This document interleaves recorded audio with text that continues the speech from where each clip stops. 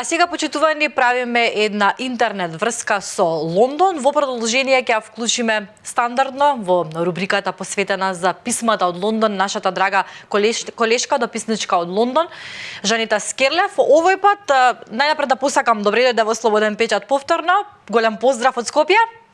Good morning, добар ден, здраво на сите. Здраво, good morning. Овој пат, Скерлев, се одлучивме со вас да зборуваме за квалитетот на воздухот.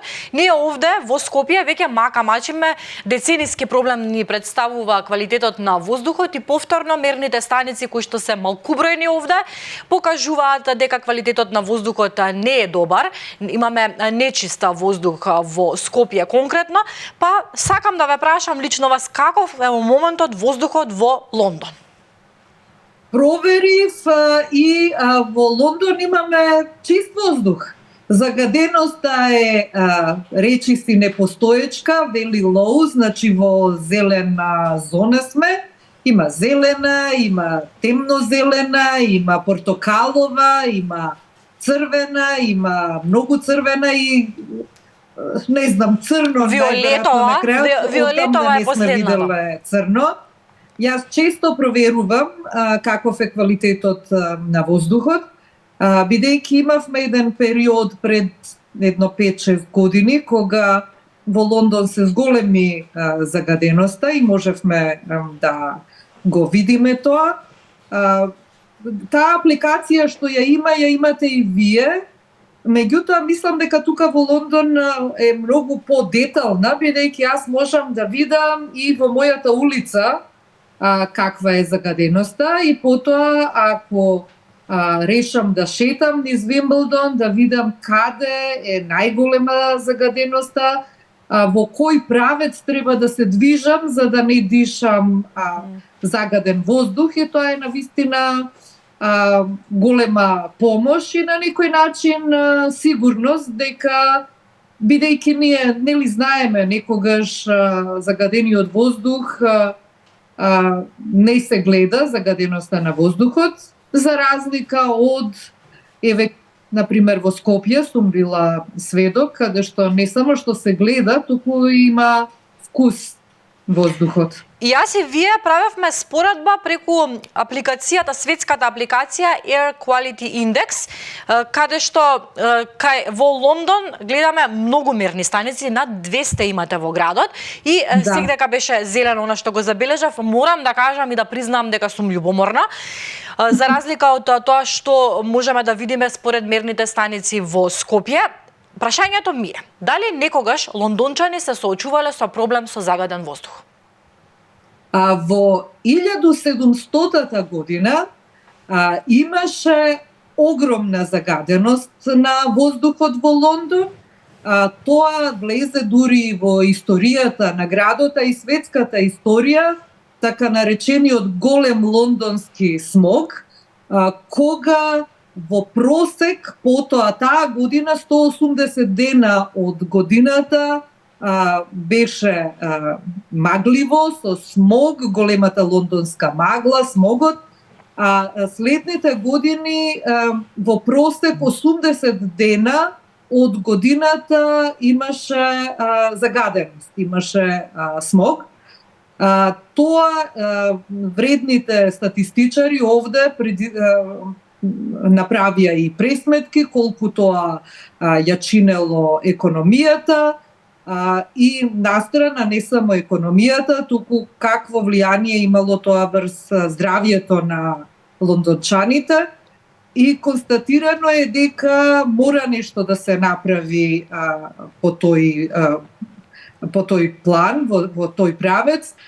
Значи, уште од 1700 година, потоа 18, 19, 20 век, тука луѓето и властите почнаа да преземаат активности.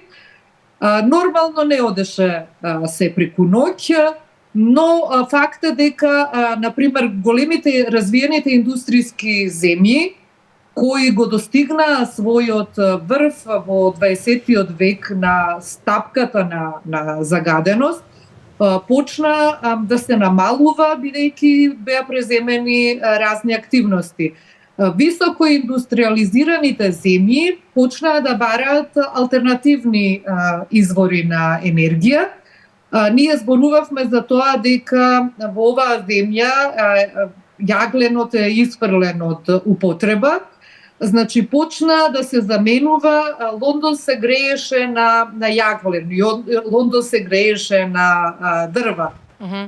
Меѓутоа сето тоа е и со закони забрането и сега електричната енергија се добива од газ, се добива од ветерници, се добива од мал број хидроцентрали, меѓутоа главно од гасот и од електричната, немаме толку од ветриштата, немаме толку сончеви денови тука, меѓутоа сепак може да се види низ градот колку куќи имаат ставено сончеви колектори на покривите. Но уште една интересна работа беше дека планирањето на Лондон, урбанистичкото планирање на Лондон почна да се поместува, значи Лондон е проширен низ поголем дел, нема концентрација, се направи обид концентрацијата на населението да не биде во централното градско подрачје, туку по периферијата. И ако се гледа, например, од воздух, ќе се види дека има ниски куќи кои се проширени низ целиот Лондон, поделен во 6 зони, и на тој начин се направи да се разреди не само концентрацијата на населението, туку концентрацијата на воздух низ Лондон. Од друга страна се направи и со законски акти да се забрани, се утврди, нормално науката е тука игра голема работа, се утврди дека речиси 50% и повеќе до 60% загадувањето во Лондон го прават последните години автомобилите. Значи, од кога се забрани, се почна да се намалува употребата на јаглен и никој не грее јаглен. Јас се сеќавам пред едно 10 години ке дојдеше зима и тука кај нас во Вимблдон, ние сме во 3-та зона, па оној мирис на камини, некој запалил, што така мене сентиментално ме потсеќа на младоста, детството и Пелистер, и тоа веќе го нема, бидејќи е забрането да се горат дрва, и ако некој толку сака, има разни алтернативни начини како да се вештачки да го гледаме пламенот во камините, меѓутоа тоа не е тој мирис. Значи, ретко кој не сум видела последните години некој да гори дрва, да гори нешто да мириса на неубаво, такво нешто, па речи си 1 деценија не се има случајно. Да се намали концентрацијата, ако веќе се дозна дека најголем дел од загадувачите се возилата, значи не е тоа како кој градоначалник ќе дојде па нешто ново ќе измислува топла вода, се направи да се подобри јавниот превоз и да имаат предност во превозот велосипедистите и пешаците.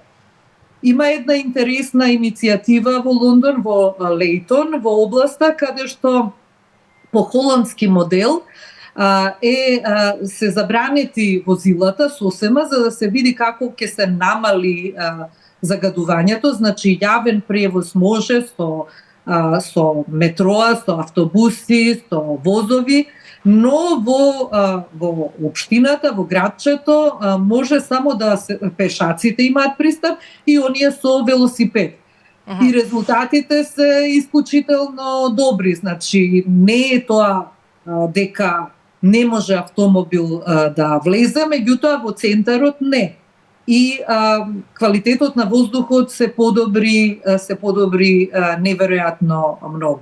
Кажете ми дали најпосле може ваквите методи да се применат овде и во Скопје?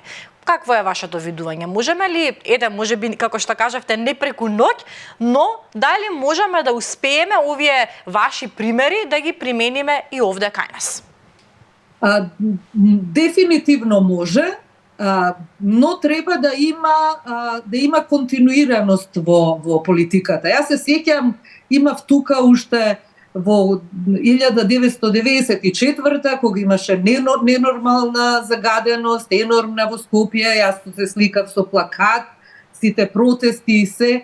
Што се случи во последните 10 години? Не гледам баш нешто да се случи. Овде се случува постојано нешто. Значи, ако некоја мерка се воведе, таа мерка се гледа, се следи и ние добиваме повратни информации каков ефект има сето тоа. Луѓето се проактивни, значи водат сметка. Мислам дека го имаат слушателите, гледачите, читателите прочитано случајот со малата Ела тука, која во 2013 година почина од респираторни проблеми. Нејзината мајка го тужаше Лондон дека детето и починало заради тоа што градот не обезбедил чист воздух. И во 2020 година беше донесен закон за чист воздух, кој е основно човеково право, право на сите да имаме, да дишаме чист воздух. Градските власти пред неколку недели на мајката на Ела исплатија сума за одштета, не дознавме колку пари, тоа во крајна линија не е битно. Битно е дека се извинија и дека не само градските власти, туку и 3 министерства. Министерството за екологија, Министерството за здравство и Министерството за човекова околина, да, кажав тоа, за транспорт. Транспорт, здравство и човекова околина. Мајката вели дека ќе продолжи понатаму. Што прават градските власти и воопшто со помош на сојузните власти, со помош на парламентот, значи се донесуваат закони, тие закони се следат, а оние кои не ги почитуваат законите добиваат казни. Така што во централното градско подрачје е забрането да влезе некој кој има автомобил кој загадува. Ние имавме дизел автомобил кој работеше на дизел со издувни гасови кои беа штетни и беше дали ќе чекаме да не може да влеземе и кога плаќаш да не можеш да влезеш во Лондон бидејќи автомобилот твој загадува. И го продадовме возилото и купивме хибриден автомобил. Власта тука дава кредити, дава помош, ги откупува старите возила, работи на подобрување на јавниот транспорт. Луѓето се... Јас не се сеќавам кога последен пат во централен Лондон сум отишла со автомобил, одам со воз или со метро. Низ целиот град се проширува мрежа на велосипедски патеки. Далеку сме ние тука од Холандија, каде што велосипедистите имаат предност и пешаците, меѓутоа се оди во тој правец. Благодарам многу за вклучувањето, благодарам за сите оние моменти кои што ни ги споделивте и што ни ја пренесовте сликата во однос на ова навистина важно прашање. Се надевам дека можеби некој од властите не слуша, па ќе позајмиме некоја идеја од Лондон. Благодарам уште еднаш за вашето вклучување, ми беше задоволство и денеска да разговараме. Во продолжение почитувани, вас ќе ве поканаме понатаму да бидете на Слободен печат.